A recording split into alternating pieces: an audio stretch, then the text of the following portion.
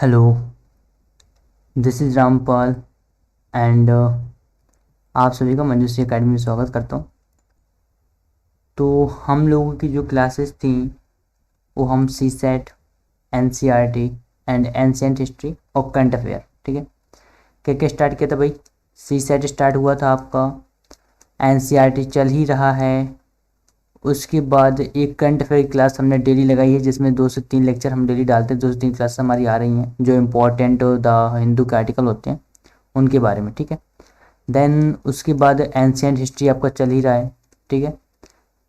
तो जो लोग अभी तक प्लेलिस्ट एक्सेस नहीं कर पा रहे हैं तो वो लोग सीधे चैनल में जा कर के प्लेलिस्ट को एक्सेस कर लें, क्योंकि बहुत इंपॉर्टेंट हैं ये सारी क्लासेस। और सिविल के लिए तो खासकर मैंने जैसे बोला कि ये पूरा चैनल सिविल के लिए डेडिकेट किया गया है। आने वाली टीम पूरी सिविल की होगी और सिविल के लिए ही पढ़ाएगी, ठीक है।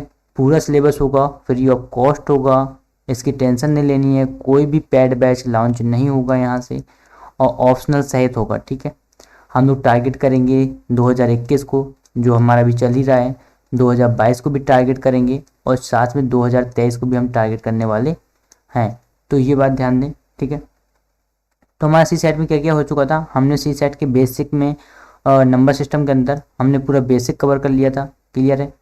उसके बाद मैंने रूल ऑफ डिविजिबिलिटी पढ़ाए थे सेकेंड लेक्चर में, जो सेकेंड क्लास आई थी। रूल ऑफ डिविजिबिलिटी यानी विभाज्यता के नियम। जिन्होंने नहीं देखा है पहले जाएं, प्ले लिस्ट को एक्सेस करें और उन क्लासेस को देख करके फिर थर्ड पार्ट पे आएँ, तो शायद आई होप कि ज़्यादा समझ में आएगा, ठीक है। तो रूल ऑफ डिविजिबिलिटी हो चुका है, कंप्लीट हो चुका है। उसके प्रैक्टिस सेट बहुत जल्द आएंगे, ठीक है। उसमें जो है हमने साथ में भी सम कराए थे, ठीक। तो आपको प्रैक्टिस की भी नीड नहीं पड़ेगी, साथ में अगर सम आप करते जाते हैं। तो आज के हम लोग स्टार्ट करते हैं। आज की क्लास में देखते हैं कि नेक्स्ट लेक्चर जो नेक्स्ट टॉपिक है और नंबर सिस्टम में वो क्या क्या है। तो आप देख सकते हो कि जो ये क्लासेस हैं किन किन चीज़ों के लिए हैं। आपका स्टेट पीसीएस का कोई भी सी सेट पेपर नहीं रुकेगा, ठीक है। आपका सिविल का कोई भी सी सेट पेपर नहीं रुकने वाला। मैथ हो या रीजनिंग हो या आपकी कंप्रिहेंशन हो, सारी क्लासेस आएंगी। हाँ, बस यही है, अनुरोध है आप सभी से कि शेयर करें, ज़्यादा से ज़्यादा स्टूडेंट तक इसे पहुँचाएँ, ठीक है। जिससे हम लोग लाइव आ सकें, पूरी टीम लाइव आ सके। टीम बहुत पेशेंसली वेट कर रही है आप सबके रिस्पांस का, कि आप सबका रिस्पांस पॉजिटिव आए तो टीम वर्क करेगी और कोऑपरेट करेगी आप सबके साथ। और इसमें भी कोई टेंशन नहीं रहेगी कि हिंदी और इंग्लिश मीडियम आपका जो है बहुत चलेगा। हिंदी और इंग्लिश में दोनों में हम लोग कंटेंट अवेलेबल करा रहे हैं, ठीक है। तो आज हम देखने वाले हैं संख्याओं पर संक्रियाएं, यानी कि ऑपरेशंस ऑन नंबर, ठीक है। तो ऑपरेशंस ऑन नंबर्स में हम लोग पहले देखेंगे कि भाग की संक्रिया पर आधारित परिणाम कैसे आते हैं, ठीक है। तो हम लोग इसमें जो है जो बातें हैं, जैसे सपोज कर लो यहाँ पे एक फार्मूला नर्सरी का लिखा हुआ है। नर्सरी में हम लोग पढ़ाते हैं कि भाज्य इक्वल भाजक गुणे भागफल प्लस शेषफल, ठीक है। नर्सरी से पढ़ते हुए चले आ रहे हैं और ये सिविल में एक टॉपिक है और इससे क्वेश्चन भी आए हैं लास्ट ईयर, तो ध्यान दें। जैसे मान लो हमने कहीं पे एक डिवीजन ले लिया 7 डिवाइडेड बाई 22, क्लियर है। क्या ले लिया? 7 डिवाइडेड बाई 22। तो अब देखो इसमें हमें पहचानना क्या है कि आपका जो भाज्य है यानी डिविडेंड है वो कौन सा है, भाजक यानी डिवाइजर कौन सा है, भागफल क्वोशिएंट कौन सा आएगा, और जो बचेगा वो रिमाइंडर कहाँ पर बचता है, ठीक है। जैसे मान लो 7 3 मैंने 21 कर दिया, कन्फर्म है। 7 3 21, तो ये जो 1 बचेगा आपका ये होगा रिमाइंडर। क्या होगा? रिमाइंडर होगा ये, ठीक है। यानी ये होगा आपका शेषफल, ठीक। तो ये शेषफल होगा और ये आपका होगा भागफल, क्लियर है। क्वोशिएंट होगा ये आपका, भागफल होगा और ये आपका होगा भाज्य। बात समझ में आ रही है? क्या होगा ये आपका? सॉरी, भाजक होगा ये आपका। क्या होगा? ये आपका भाजक होगा, ठीक है, यानी कि डिवाइजर होगा। और ये होगा आपका जो 22 है, ये होगा आपका डिविडेंड यानी कि भाज्य, क्लियर है। तो क्लियर होगा। तो इसमें क्या करना है, हम देखो इसमें जो है आपको सीधे क्वेश्चंस नहीं पूछने वाला कि आप कोशिश करें कि सी सेट डायरेक्टली क्वेश्चन पूछता है कि हम भाज्यकुल भाजक गुणे भागफल प्लस शेषफल लगाए आएंगे, तो ऐसा बिल्कुल भी नहीं है। लेकिन इंपॉर्टेंट है कि जानना किसे भाजक बोलते हैं, किसे जो है भागफल बोलते हैं, किसे भाज्य बोला जाता है, किसे शेषफल बोला जाता है। तो ये आप देख सकते हो, एक सिंपल सा हमने एग्जाम्पल लिया और उससे समझने की कोशिश की, ठीक है। तो अगर जैसे मान लो कि अब देखें, अगर चेक करना हो कि जो है सच में ये भाज्य जो है, ये जो भाज्य है वो इनके सम के इक्वल है या नहीं है, तो हमारा जो भाज्य क्या था, हमने जैसे माना कि 22 हमारा भाज्य है, ठीक है। तो हमारा भाजक यानी डिवाइजर क्या था 7, हमारा भागफल क्वोशिएंट क्या आया था 3, ठीक है। हमारा शेष पर रिमाइंडर क्या आया था, 1 आया था। क्लियर है। तो हमारा 22 इक्वल क्या आ गया, 7 3 21 ये आ गया और प्लस में 1 ये आ गया। ठीक है, तो 22 इक्वल 22 आ गया। क्लियर है। तो यानी कि ये फार्मूला कैसा है, बिल्कुल अप्लीकेबल है, राइट है। ठीक, चलिए आगे देखते हैं। तो देखो इसमें एक एग्जाम्पल दिया है, सम दिया है, और ये एग्जाम्पल प्रीवियस ईयर क्वेश्चन भी रहा है। ठीक है, शायद आई थिंक 2017 का आप पेपर देखेंगे तो 2017 में ये शायद है, लेकिन मुझे कंफर्म नहीं है, आप लोग इसे काउंटर चेक कर लें। ठीक है, क्योंकि काफ़ी सारे सेट्स हम देखते हैं ऑफलाइन में भी, तो इतना दिमाग में नहीं रह जाता कि किस में आया था। ठीक, तो ये क्या कह रहा है यदि किसी संख्या में 372 से भाग दिया जाए तो शेषफल 154 बच आता है। ठीक है, पहले क्या कह रहा है कि 372 से भाग दिया जाए। ठीक है, तो शेषफल क्या आता है, 154 आता है, 154 आता है। यदि उसी संख्या में 31 से भाग दिया जाए तो शेषफल होगा, क्या होगा। ठीक, ये पूछना चाह रहा है। If a number is divided by 372 the remainder is 154। If the same number is divided by 31 then the remainder will be. ठीक है, ऑप्शन है 25, 28, 30, 40। तो इसे हम करेंगे कैसे, इसे ना बहुत सारे टीचर्स बहुत सारे तरीके बताते हैं, लेकिन हम इतना सब कुछ नहीं करने वाले जितना सब कुछ आप सोचते हो कि हम एक इक्वेशन फर्स्ट बनाएंगे, पहले भाज्य कुल भागफल प्लस शेषफल से, फिर एक इक्वेशन सेकेंड बनाएंगे। अगर भाई साहब ऐसे बनाएंगे ना तो शाम हो जानी है और पेपर सबमिट हो जाएगा, पता चला यही सम हो पाया। ठीक है ना, तो ऐसा नहीं करना है। करना क्या है, आप जो है एक ट्रिक लगाएंगे जो मैं बता रहा हूँ, आपको थोड़ा सा वहाँ पे कॉमन सेंस यूज करना होगा। हम यूज तो यही करेंगे कि भाज्य इक्वल लगाएंगे, क्या लगाएंगे, भाज्य इक्वल भाजक गुणे भागफल प्लस शेषफल। क्लियर है, प्लस शेषफल। इंग्लिश में ध्यान दें, डिविडेंड, क्या, dividend equal divisor into quotient into remainder. Clear है। तो देखो कहीं क्या रहा है, कह रहा है यदि किसी संख्या में, देखो अगर मान लो कि जो है 372 से भाग देने पर अगर मान लें कि भागफल x आ रहा है, क्या आ रहा है, अगर मान लें, चलो मान लेते हैं, लेट कि 372 से भाग देने पर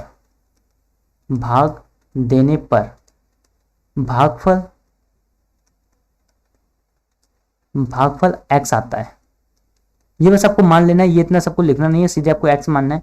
तो जो भाज्य क्या होगा, देखना भाज्य क्या होगा, अगर हम देखें भाज्य को सीधे लगाएं तो हमें भाज्य निकालना है। क्लियर है। तो हमें भाज्य निकालना है, सॉरी रिमाइंडर निकालना है, क्या निकालना है, शेषफल निकालना है। ठीक है, तो भाज्य को हम क्या लगाएंगे, भाजक लगाएंगे गुणे भागफल लगाएंगे। क्लियर है, प्लस शेषफल लगा देंगे। तो इसमें देखो करना क्या है, मेन मैटर है यहाँ पे क्या, कि जब आप लगाओगे भाजक के लगा दोगे, जो है देखोगे कि 372 है। ठीक है, भागफल हमने मान लिया x आ रहा है, तो उसके बाद रिमाइंडर क्या 154 है। अब यहाँ पे आपको एक दिमाग लगाना है, एक हल्का सा दिमाग लगाना है। दिमाग ये लगाना है कि आपको 372 के 2 फैक्टर निकालने हैं। कितने, 2 फैक्टर। और 154 को 31 को टारगेट करना है। देखना 31 को मैं टारगेट करूंगा, 31 यानी कि जो भी भाग दिया जाए या जो भी संख्या वहां पर गिवन है उसे हम टारगेट करेंगे और उसकी हेल्प से हम 2 फैक्टर निकालेंगे। कैसे, जैसे अगर सपोज कर लें हम 372 को 31 इंटू मैं कर दूं तो 31 10 जा 310। ठीक है, तो 31 2 जा 62, तो हाँ 72 हो जाएगा। यानी कि अगर 12x कर दें, ठीक है 12x प्लस अगर मैं इसे कर दूं 31, क्या कर दूं 31 और फिर मैं अगर कर दूं इसे इंटू 4 प्लस 30। अब देखो ये तो थोड़ा सा ना जिसकी मैथ तेज है वो कैलकुलेट कर लेगा, है ना, जिसकी मैथ क्या है तेज है तो कैलकुलेट कर लेगा आसानी के साथ, क्योंकि 31 इंटू 4 कितना होगा, चेक कर लेते हैं पहले, कहीं जो है रॉन्ग ना आ जाए। ठीक है, तो क्रॉस चेक करते चलना कि 31 इंटू 4 कितना होगा आपका, 31 इंटू 4 हो जाएगा आपका 4 और 12, फिर उसके बाद आप 30 ऐड करोगे तो कितना हो जाएगा 4 5 154। ठीक है, राइट है, क्लियर है। तो आपको करना क्या है, ये आपने अगर जब आप इस फॉर्मेट में इसे ले आओगे तो आपको बड़ा आसान हो जाएगा। जैसे देखना समझने की कोशिश करना है, यहाँ पे मैंने क्या किया है, मैंने 2 फैक्टर लिए कि 31 इंटू 12x में मैंने ऐसे ब्रेक किया और 31 इंटू 4 प्लस 30 में ऐसे ब्रेक किया। अब देखो अब मैटर क्या है, मैटर ये है कि अगर मैं इन दोनों से 31 को कॉमन ले लूँ, कैसे ले लूँ, मैं इसे यहाँ पे कर रहा हूँ। ठीक है, मैं 31 को कॉमन ले लूँ तो क्या बचेगा, आपका यहाँ पे 12x बचेगा और प्लस यहाँ से 4 बचेगा और प्लस यहाँ का 30 बचेगा। क्लियर है? अब देखना, अब आपको कुछ नहीं करना, आंसर आ गया। ये आपका जो 30 है ना, ये अभिष्ट शेषफल होगा। क्या होगा? अभिष्ट शेषफल होगा, यही अभिष्ट शेषफल होगा। ये जो 30 आया है ये होगा आपका अभिष्ट शेषफल जो हमें निकालना था। मैंने किया क्या, सिंपल सी बात है, आपको याद रखना है। ऐसे सम में करना क्या है आपको, 372 हमने भागफल माना x और हमारा शेषफल बचा था 154। ठीक है, अब हमने इसे क्या किया, हमने इसे भी भाजक गुणे भागफल प्लस शेषफल में तोड़ने की कोशिश की। देखो, जैसे मैं अगर यहाँ पर मान लूँ कि जो मेरा डिवाइजर है वो 31 है, क्योंकि इसने बोला था ना कि 31 से भाग दिया जाए। क्या बोला था कि 31 से भाग दिया जाए, 31 से भाग दिया जाए। तो जब मेरा 31 से भाग दिया जाए तो एक कॉमन सेंस के अंदर क्रिएट हो जाता है कि जो है जो 31 है, जो 31 है वो क्या है, जो है आपका भाजक है। ठीक है, तो अब हमें क्या है कि जो है ये भाजक है। अब हमें क्या करना है कि हमें आराम से कॉमन फैक्टर निकालना है। तो हमने कर दिया इंटू 4। क्या कर दिया? इंटू 4। और देखा हमारा 30 क्या बचा है, रिमाइंडर बच रहा है। क्लियर है? तो हमारा इसमें ऑप्शन क्या हो जाएगा, 30 हो जाएगा। आई होप समझ में आ गया होगा। ठीक है, क्या हो जाएगा, 30 हो जाएगा। क्लियर है? क्लियर है? मैं एक बार फिर से रिवाइज करा देता हूँ। मैंने किया क्या, मैंने केवल इतना किया कि मैंने जो है 372 से भाग देने पर भागफल माना मैंने x। तो मैंने फार्मूला लगाया कि 372 इंटू एक्स प्लस मेरा रिमाइंडर बचा था 154। 154 से कह रहा है कि यदि उसी संख्या में 31 से भाग दिया जाए तो मैं 31 को टारगेट करूंगा। 31 को जब मैं टारगेट करूंगा तो मैं करूंगा क्या, मैंने इसे दो फैक्टर में कन्वर्ट किया। 12x प्लस मैंने इसे कहा कि 31 से भाग देना है, मैंने भागफल को 4 ले लिया और यहाँ पे मेरा बचा 30 रिमाइंडर। ठीक है, तो अब यहाँ से मैंने 31 को कॉमन लिया, यहाँ पे आया 12x और प्लस ये 4 और ये अभिष्ट जो रिमाइंडर है वो बच रहा है 30। क्लियर है? तो ये 30 हमारा आंसर हो जाएगा। आपको ऐसे करके आना है तभी आप 30 सेकंड के अंदर आंसर दे सकते हैं। ठीक है, चलो अब अगर आगे बातें करें तो एक सम बोल रहा है, ये भी प्रीवियस ईयर क्वेश्चन का ही है। मैं जो है कहीं से सम बना के नहीं लाता, जो मुझे प्रीवियस ईयर क्वेश्चन में अनसॉल्व पेपर जो आते हैं उनमें दिखते हैं, मैं वही क्वेश्चन आप लोगों के सामने लाता हूँ। ठीक है, पहले क्या कह रहा है कि भाग के एक प्रश्न में भाजक, क्या कर रहा है, टारगेट करना भाजक। लिख लेते हैं पहले, चलो पॉज कर लेना, वीडियो को सॉल्व करना, फिर मुझे सॉल्यूशन मेरे सॉल्यूशन से मैच करना। ठीक है, टारगेट कर लेते हैं भाजक। भाजक को क्या कह रहा है, वो कह रहा है कि भागफल का 12 गुना है। समझना बात को, पहली कंडीशन लगा रहा हूं मैं। कह रहा है कि भाजक भागफल का 12 गुना है, यानी कि डिवाइजर क्या करे, डिवाइजर कितना टाइम्स है, क्यूशेंट का 12 टाइम्स है। यानी कि जब ये 12 गुना ज्यादा है, ये 12 टाइम्स ज्यादा है, तो हमें इक्वल करना है। तो हम 12 को मल्टीप्लिकेशन कहाँ करा दें, हम 12 को मल्टीप्लिकेशन यहाँ करा दें। बात समझ आ रही? तो ये हो जाएगा 12 गुना। ठीक है, मान लेते हैं। अब उसके बाद ध्यान देना, फिर क्या कह रहा है, कह रहा है तथा शेषफल का 5 गुना। अब देखना, यही भाजक, यही डिवाइजर जो रिमाइंडर है, जो शेषफल है उसका कितना है, 5 गुना है। तो 5 का मल्टीप्लिकेशन में करा दें। बात समझ में आ रही? 5 का मल्टीप्लिकेशन किस में करा दें, इसमें करा दें। अगर मैं जो है भाजक को x मान लूँ तो ये कितना हो जाएगा मेरा, x इंटू 5। क्लियर है? और ये कितना हो जाएगा मेरा, सॉरी अगर देखा जाए तो अगर मैं इसे x मान रहा हूँ ना, हाँ, तो इसे x मानूंगा तो ये हो जाएगा x/12, ये y इक्वल मान लेते हैं, ये हो जाएगा आपका x/5। ठीक है, इसे भी हम y इक्वल मान लेते हैं। ठीक, ये x/5 आ जाएगा। क्लियर है? अब यहाँ पे ध्यान देना, मैटर हो क्या रहा है, मैटर क्या कह रहा है। तो अब देखो कि यदि शेषफल 48 हो तो शेषफल कितना है, 48 है। तो यानी कि शेषफल कितना है, 48 है। तो x/5 इक्वल 48। क्लियर है? तो x इक्वल कितना आ जाएगा, 48 इंटू 5। तो कितना आ गया, अगर 48 4 4 24 240। क्लियर है? x की वैल्यू आ गई हमारी 240। अब देखना, अब क्या करना है आपको, बस वही पुराना मेथड, भाज्य इक्वल भाजक गुणे भागफल प्लस शेषफल। क्लियर है? प्लस शेषफल लगा दो। हमें निकालना क्या है, कह रहा है भाज्य निकालना है। ठीक है भाई, हम जो है डिविडेंड को ऐसे रख लेते हैं, भाज्य निकालना है।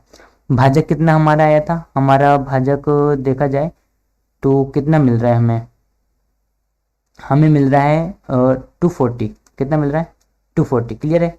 क्यों, क्योंकि यही तो हमारा भाजक था x, और x की वैल्यू यहाँ से कितनी आई है, 240। क्लियर है? फिर प्लस भागफल कितना आया था हमारा, भागफल आया था हमारा x/12। कितना आया था, x/12। 12। आई होप क्लियर होगा। x बाई 12 आया था तो ये इंटू में होगा, प्लस नहीं होगा, इंटू में होगा। रिमाइंडर हमारा कितना है, शेषफल कितना कह रहा था, शेषफल को बोल रहा था हमारा 48 है, कितना है 48 है। क्लियर है, तो कैलकुलेट कर लो। 240 इंटू एक्स की वैल्यू यहाँ से रख लेंगे 240 ऐसे भी, ठीक। तो 240 अपॉन 12 प्लस 48। क्लियर है, तो यहाँ पे 240 का स्क्वायर आ जाएगा और अपान में 12 आ जाएगा प्लस 48। आप आगे कैलकुलेट कर सकते हैं। इसका जो आंसर है मुझे कमेंट बॉक्स में जरूर देना, ठीक है। आप इसे आगे कैलकुलेट करेंगे तो इसका आंसर आएगा, तो जो है आप मुझे कमेंट बॉक्स में देना, ठीक। चलो आगे बढ़ें। आई होप कॉन्सेप्ट क्लियर होगा। कैलकुलेशन आपको खुद सीखना होगा, कैलकुलेशन प्रैक्टिस से आएगा जब प्रैक्टिस सेशंस आएंगे। मैं फिर से रिवाइज करा देता हूँ। क्या बोला है, भाजक बोला है, भाजक हमें निकालना है, नहीं सॉरी भाज्य निकालना है, भाजक गिवन है। कैसे गिवन है वो थोड़ा सा घुमा के गिवन है। भागफल का 12 गुना है, फिर कह रहा है जो भाजक है शेषफल का 5 गुना है, जिसमें शेषफल यानी कि रिमाइंडर दे रखा है 48। तो हमें एक्स की वैल्यू मिल गई, एक्स की वैल्यू मिल गई तो हमारा सम सॉल्व हो जाएगा, ठीक है। चलो आगे बढ़ते हैं। अब देखो, अब मैटर क्या है, अब मैटर आता है हमारा संख्याओं के गुणन का, कि जो है आप संख्याओं को गुणन कैसे निकालेंगे। संख्याओं के गुणन से इकाई यानी कि यूनिट डिजिट निकालना है। अगर मान लो कहीं पर बहुत बड़ी डिजिट दे रखी है तो क्या निकालना है, यूनिट डिजिट। कैसे निकालेंगे, जैसे सपोज करो, जैसे मान लो फॉर एग्जांपल मैं कहीं पे ले लेता हूँ कि मान लो मुझे 6 इंटू 5 करना है, तो मुझे बहुत आसानी से पता चल जाएगा कि 0 जो मेरा है वो क्या होने वाला है, वो यूनिट डिजिट होगा, है ना, बड़े आसानी से। लेकिन अगर कहीं पर मान लो हमें डबल नंबर दे दिया, मान लो 56 इंटू 72 दे दिया, अगर मान लो 85 इंटू 795 दे दिया, तो अब इनके जो बड़े डिजिट हैं, अब इनके जो है आप यूनिट डिजिट कैसे निकालोगे, यह इंपॉर्टेंट बात हो जाती है। तो एक तो तरीका ये है कि आप लास्ट के 2 डिजिट उठा लो, चाहे जितना बड़ा नंबर हो, लास्ट के आप 2 डिजिट उठा लो दोनों से और उनका मल्टीप्लिकेशन करा लो, और जो आएगा वो हमारा क्या होगा, यूनिट डिजिट होगा। जो इसके यूनिट में आएगा वो यूनिट डिजिट होगा, ठीक है, यूनिट डिजिट होगा जो भी आ जाएगा, ठीक। लेकिन क्या ये तरीके हर जगह पे सफिशिएंट है? हाँ, हर जगह पे लग जाते हैं आपके, ठीक है। लेकिन मैटर क्या है, मैटर ये कि भाई अगर मान लो उसने बहुत बड़ा नंबर दे दिया तो हमें तो भाई 30 सेकेंड के अंदर आंसर देने हैं। कितना, 30 सेकेंड। हमारे पास तो टाइम की लिमिट है, ऐसा तो है नहीं टाइम बर्बाद करते चले जाएं। 30 सेकेंड के अंदर आंसर देना है, तो हम करेंगे क्या, हम कुछ रूल पढ़ेंगे। क्या पढ़ेंगे, रूल पढ़ेंगे। और मैं 3 रूल बताने वाला हूँ, और उन 3 रूल्स में आपको क्लियर हो जाएगा कि आप यूनिट डिजिट को बताएंगे कैसे, देख करके सम को यूनिट डिजिट कैसे आइडेंटिफाई करेंगे। तो पहला नियम क्या कहता है, पहला नियम ये कहता है कि यदि किसी संख्या में इकाई का अंक यानी कि यूनिट के अंक के स्थान पर 0, 1, 5 या 6 आता है, क्या क्या नोट डाउन करो, नोट डाउन करो, कॉपी पेन लेके बैठा करो, नोट डाउन करो। 0, 1, 5 एंड 6 आता हो, ठीक है, एंड 6 आता हो, तो जो यूनिट डिजिट होगा किसी भी नंबर का, किसी भी कितना भी बड़ा मल्टीप्लिकेशन दिए हो, किसी भी नंबर का यूनिट डिजिट होगा तो वो क्या होगा, अगर 1 है तो 1 होगा, 0 है तो 0 होगा, 5 है तो 5 होगा, 6 है तो 6 होगा, ठीक है। यानी कि अगर ये चारों डिजिट कहीं प्रेजेंट हैं, जैसे एक एग्जांपल ले लेते हैं, एग्जांपल क्या है, मान लो 5, 6, 7, 6, 8, 0। क्लियर है, उसके बाद इनटू मान लो 7, 3, 2, 5, 0, 6, 5।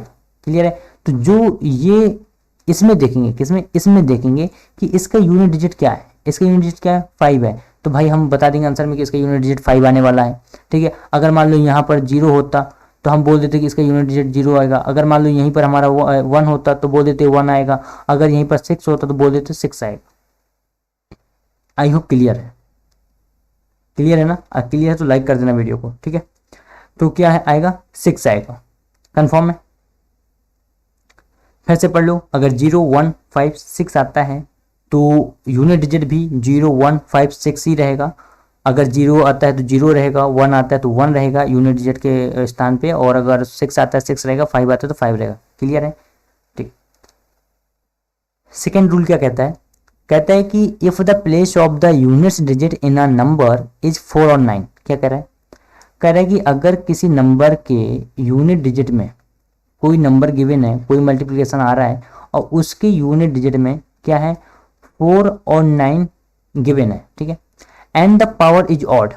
और फिर कह रहा है कि अगर पावर यानी कि जो पावर लगी है इस पर क्या है, ऑड हो, क्या हो, ऑड हो, then the unit digit will be 4 and 9 respectively. क्या कह रहा है, करेक्ट। अगर ऑड हो तो जो यूनिट डिजिट होगी वो क्या होगी, 4 और 9 रिस्पेक्टिवली होगी। अगर 4 है तो 4 रहेगी और 9 है तो 9 रहेगी, ठीक है। फिर and if the power is even, अगर पावर इवन हो, दोनों कंडीशन समझना, if the power is even, ठीक है। अगर इवन हो तो क्या रहेगा, तो जो यूनिट डिजिट होगी वो रिस्पेक्टिवली क्या रहेगी, 6 एंड 1, क्या रहेगी 6 एंड 1। समझना कहना क्या चाह रहा है, एक एग्जांपल से समझाता हूँ। चलो एग्जांपल ले लेते हैं। देखो जैसे सपोज करो, मैंने एक फॉर एग्जांपल ले लिया, सपोज करते हैं कि 3 5 2 6 1, ठीक है, 4 की पावर क्यूब है, क्या है क्यूब है। एक एग्जांपल ये हो गया। दूसरा कंपेयर करेंगे, ध्यान देना, 2 5 6 8 9 7 9, ठीक है, इसकी पावर क्या है, मान लो स्क्वायर है। समझ में आता हो, क्या है स्क्वायर है। तो जो इसकी यूनिट डिजिट होगी ना, इसकी यूनिट डिजिट क्या होगी, अगर 4 आता है तो यूनिट डिजिट इसकी होगी 4। क्यों, क्योंकि जो ये घात का नंबर है वो कैसा है, ये जो पावर का नंबर है वो विषम है यानी ऑड है। तो उसने नियम में बोला है, इस नियम को याद करना है कि अगर किसी भी दी हुई संख्या का यूनिट डिजिट 4 या 9 आता है और उसकी पावर ऑड है तो उसका जो आने वाला इकाई का अंक है तो वो क्या होगा, 4 और 9 ही रहेगा क्रमशः। और अगर वहीं पर 4 और 9 की जगह पे जो पावर है, जो उस नंबर का पावर है वो कैसा है, अगर इवन है, समघात है, तो उस जो चेंज होकर क्या हो जाएगा, 4 की जगह पे 6 और 9 की जगह पे 1 हो जाएगा। तो अगर इसमें देखा जाए कि अगर इसका यूनिट डिजिट पूछा जाए तो अब इसका स्क्वायर तो करेंगे नहीं, तो इसका हम सीधे बोल देंगे भैया इसका यूनिट डिजिट क्या आने वाला है, 1 आने वाला है। नियम को याद कर लें, एकदम दिमाग में बैठा लें, ठीक है। अगर ऑड पावर है, 4 और 9 यूनिट डिजिट में है तो आपका 4 और 9 ही रहने वाला है यूनिट डिजिट। अगर घात में सम संख्या आती है, इवन नंबर आता है, तो आपका जो अंक है क्रमशः वो क्या हो जाएंगे, 4 की जगह पे 6 आएगा, यानी कि जो सॉल्व होने के बाद आने वाला आंसर है उसमें यूनिट डिजिट 6 होगा अगर 4 है दी हुई संख्या का यूनिट डिजिट, और अगर दी हुई संख्या का यूनिट डिजिट 9 है तो आने वाली संख्या का यूनिट डिजिट क्या होगा, 1 होगा। क्लियर है। चलो तीसरा नियम क्या कहता है, तीसरा नियम कहता है यदि किसी संख्या में इकाई के अंक के स्थान पर 2 3 7 या 8, देखो क्या क्या कह रहा है, कह रहा है कि यूनिट डिजिट में क्या क्या आ रहा हो, 2, 3, 7 एंड 8 आता हो, तो घात को 4 से भाग दिया जाता है तथा शेष जो बचता है उतनी ही घात संख्या पर लिखकर इकाई का अंक ज्ञात करते हैं। देखना मैटर क्या है, समझना। हाँ डेफिनेशन समझ में नहीं आई होगी, मुझे पता है कि नहीं आई होगी। चलो एग्जांपल समझना, मैटर क्या कह रहा है, कह रहा है कि जो संख्या गिवन है, ठीक है, गिवन है, मान लेते हैं कोई संख्या गिवन है 8 3 7 5 2 गिवन है, ठीक है। और मान लो इसकी जो घात है वो घात कह रहा है कि कुछ भी अगर घात है, ठीक है, जो पावर है तो उसे क्या करना है, मान लो हमने यहाँ पे पावर 24 मान लिया, क्या मान लिया 24, तो कह रहा है इस पावर को 4 से डिवाइड करो, 4 से डिवाइड करो, कितना आ जाएगा 6 आ जाएगा, 6 आ जाएगा ना। अब ये जो पावर आई है डिवीजन के बाद उसे क्या करो, इस नंबर का जो यूनिट अंक है, ये जो यूनिट है, ये जो इकाई अंक है उस पे इसकी पावर लगा दो। बात समझ आ रही है। इसका जो यूनिट डिजिट है, ये गिवन नंबर था, इसका जो यूनिट डिजिट है उस पे क्या कर दो, पावर लगा दो, जो डिवीजन करने पर आया है 4 के डिवीजन के बाद, तो कितना आ जाएगा इसका answer, 2 into 2 into 2 into 2 into 2 into 2। Clear है। तो कितना हो गया, 2 2 जो 4 6 सॉरी 2 2 जो 4 2 जो 8 16 32 64, कितना आया 64। क्लियर है। तो अब ये जो यूनिट डिजिट है तो क्या हो जाएगा, इसके लिए यूनिट डिजिट 4 हो जाएगा, क्या हो जाएगा 4 हो जाएगा। आई होप क्लियर होगा। करना क्या है, ध्यान से सुनो, ध्यान सुनो, करना क्या है, एक एग्जांपल और ले रहा हूँ, ध्यान से सुनना। मैंने कोई नंबर लिया 9 3 7 2 8, ठीक है, मैंने उसे क्या किया, मुझे उसकी पावर मान लो मैंने इसकी पावर 8 कर दिया, मान लो 8 कर दिया। करना क्या है कि आपको पहले सबसे पहले 8 को डिवाइड करना है, जो ये पावर है ना इसे 4 से डिवाइड करना है। 4 से डिवाइड करोगे क्या आएगा, 2 आया, ठीक है। इस नंबर का इकाई अंक उठाना है, इकाई अंक उठाओगे, उठा लिया, क्या करना है, जो भाग देने पर आया था उसे पावर में लिख देना है, लिख दिया, कितना आया 64 आया, 64 आया। तो अब देखो यहाँ पे मैटर क्या होगा, अब यहाँ पे इकाई अंक क्या है 4 है, यही आपका आंसर होगा। आई होप क्लियर होगा, आई होप क्लियर होगा। क्लियर है तो शेयर जरूर कर देना, ठीक है। क्लियर हो तो शेयर कर देना, वीडियो को ज़्यादा से ज़्यादा शेयर कर देना। चलो अब देखते हैं, अब हम बात करते हैं साधारण भिन्न की। किसकी? साधारण भिन्न की। ठीक है, तो सिंपल भिन्न क्या कहता है कि भाई पी बाई क्यू की फॉर्म में कोई भी नंबर गिवन हो वो हमारी भिन्न है, लेकिन एक कंडीशन है कि Q does not equal to 0 होना चाहिए। अगर क्यू 0 के इक्वल हो गया तो होने वाला क्या है, ये जो ऊपर गिवन नंबर है, जैसे मान लो ये अंश है आपका, न्यूमिनेटर होता है, इंग्लिश में बोलते हैं न्यूमिनेटर, और ये हिंदी में होता है जो है हर होता है अपॉन में, जैसे बोलते हैं डिनोमिनेटर। ठीक है, क्या बोलते हैं? डिनोमिनेटर। क्लियर है, डिनोमिनेटर बोलते हैं, और इसे क्या बोला जाता है? न्यूमिनेटर। क्या बोलते हैं? न्यूमिनेटर। ठीक है, न्यूमिनेटर। क्लियर है, तो कह रहा है डिनोमिनेटर क्या होना चाहिए? 0 के इक्वल नहीं होना चाहिए। अगर मान लो अगर कहीं 8/0 लिखा है तो इसकी वैल्यू हो जाएगी इन्फिनिटी। क्या हो जाएगी? इन्फिनिटी। इस वजह से ये वैल्यू 0 के इक्वल नहीं होनी चाहिए। अगर 0 के इक्वल आती है कहीं भी 5/0, 2/0, 3/0, 6 मत मान लेना यार, ठीक है, क्योंकि हाँ दिमाग ज़्यादा चलता है। ठीक, तो इन सब की वैल्यू क्या हो जाएगी? इन्फिनिटी के इक्वल हो जाएगी। क्लियर है, इस वजह से Q does not equal to 0 होना चाहिए, और इन्हीं को बोला जाता है रेशनल नंबर। क्या बोलते हैं?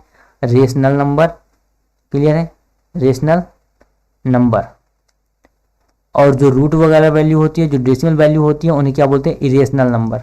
ठीक है, तो ये आपका जानने का टॉपिक नहीं है कि आप रेशनल और इरेशनल जानने बैठ जाओ, ठीक, लेकिन बता दिया। ठीक है, ये ध्यान देना। चलो अब देखो, अगर अब भिन्नों के प्रकार पे बातें करें कि भिन्न कितने प्रकार की हैं, तो पहली हमारी जो भिन्न आती है वो होती है संक्षिप्त भिन्न, यानी जिसे बोलते हैं एब्रीविएटेड फ्रैक्शन। क्या बोलते हैं? Abbreviated fraction. कह रहा है यदि अंश तथा हर परस्पर अभाज्य हो, पहला कंडीशन, पकड़ के बैठ लेना कंडीशन को। ठीक है, कंडीशन जाने मत देना। कह रहा है कि अगर अंश और हर क्या हो? अभाज्य हो। ठीक है, अर्थात भिन्न का अंश तथा हर एक के अतिरिक्त किसी अन्य संख्या से विभाजित न हो, तो ऐसी भिन्न को संक्षिप्त भिन्न कहते हैं। एग्जाम्पल ले लो, चलो लो एग्जाम्पल। क्या कहना चाह रहा है? संक्षिप्त भिन्न एब्रीविएटेड फ्रैक्शन क्या कहती है?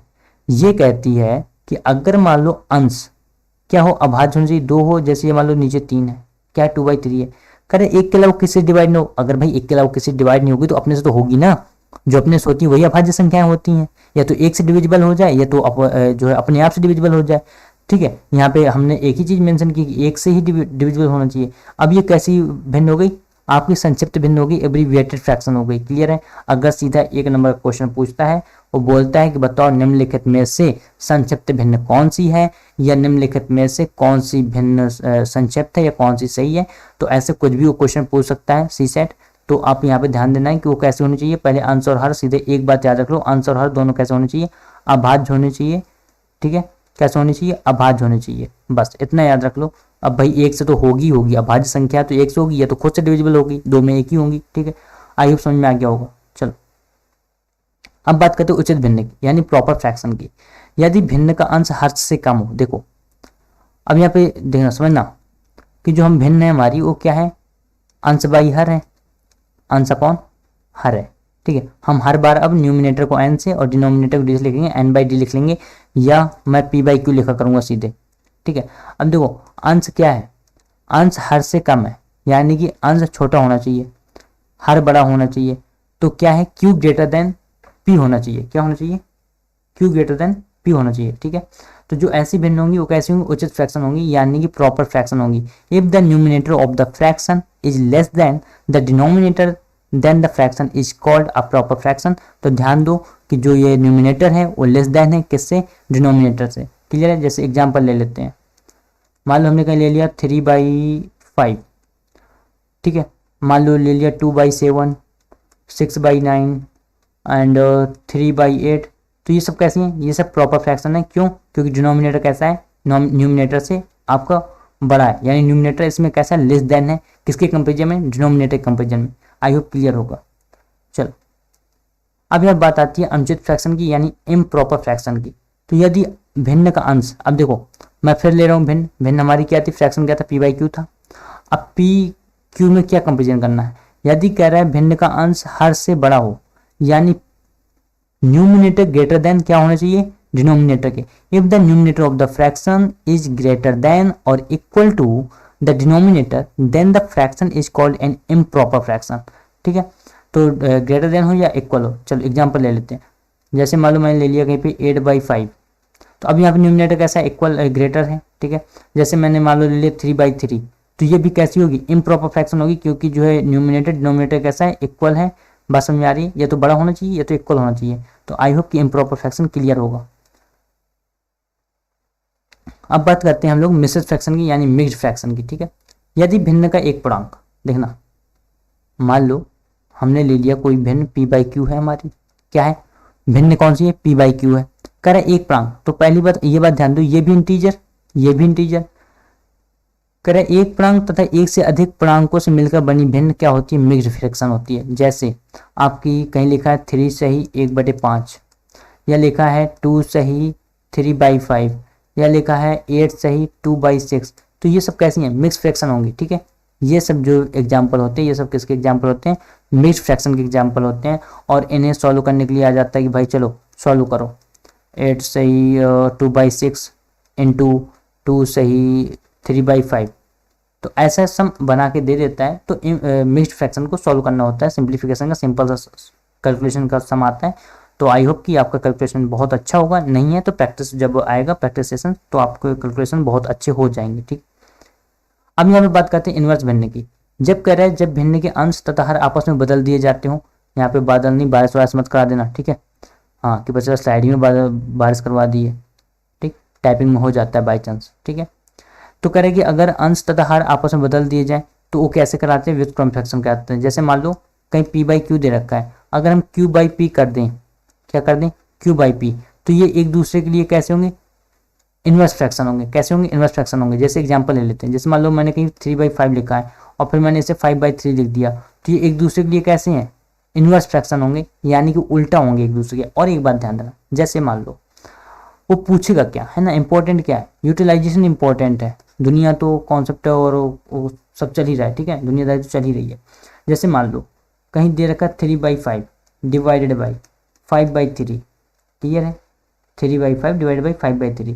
तो करना क्या, जैसे मान लो अगर आपको 3/5 है, अब जब आप इसे पलटोगे ना तो ये मल्टीप्लीकेशन हो जाता है, बस इतना ध्यान देना, ठीक। तो 9/25 आ जाएगा, क्लियर होगा।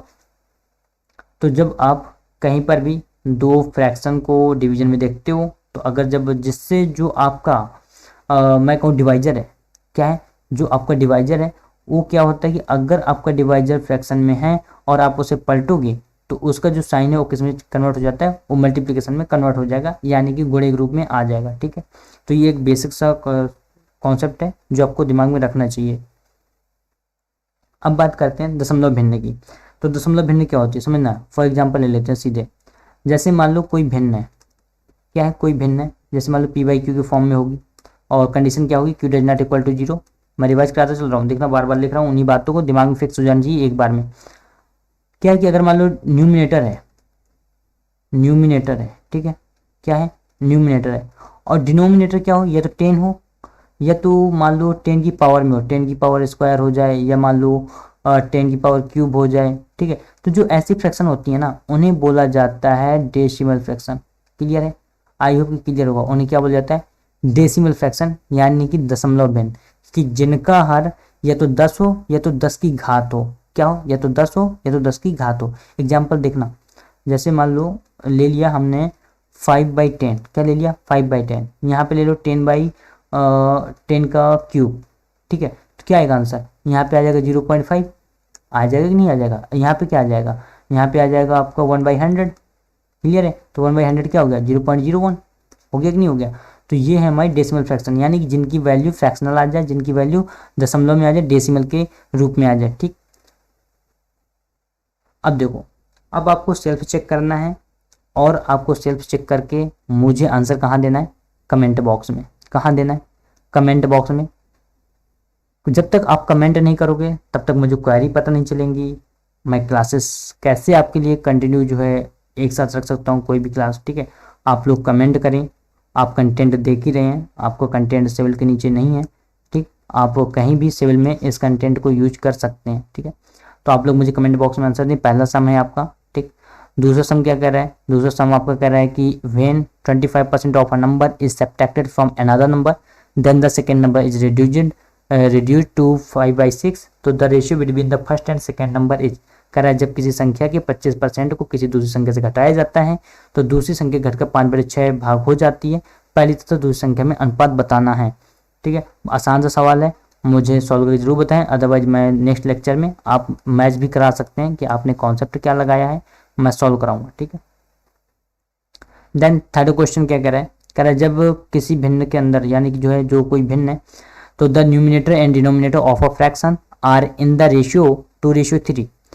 if 6 is subtracted from the numerator तो the result is a fraction whose value is 2/3 of the initial fraction। तो the numerator of the initial fraction is, तो न्यूमिनेटर पूछ रहा है कि जो पहला आपका भिन्न था तो उसका प्रारंभिक मान क्या है। कह रहा है किसी भिन्न के अंश और हर में 2/3 का अनुपात है। यदि अंश में से 6 घटाया जाए तो परिणाम वह भिन्न है जिसका मान प्रारंभिक भिन्न का 2/3 भाग है।